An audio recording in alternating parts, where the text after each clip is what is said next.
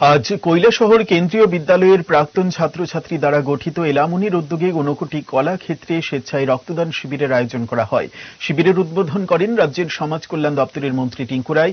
উপস্থিত ছিলেন কৈলাসহর পৌর পরিষদের chairperson Chapalarani Debroy, doctor Sandipan Bhattacharya, doctor Dwaipayan Roy, doctor Papiya Sinha, এলামুনির সভাপতি রাজীব দেব প্রমুখ।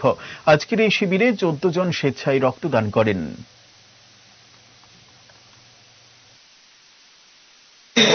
কাজ করবো কৈলাসহরে থেকে কৈলাসহরের মানুষের জন্য কিছু করবো, এটাই সবচেয়ে বড় তোমাদের ভাবনা, এটাই মানুষত্ব হওয়া চাই, এটাই আজকের সমাজের প্রয়োজন বোধ।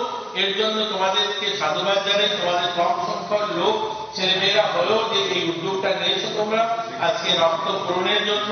রক্তদান মহৎ দান আমরা সকলেই জানি, কিন্তু রক্ত খুব একটা বিশেষ প্রয়োজন।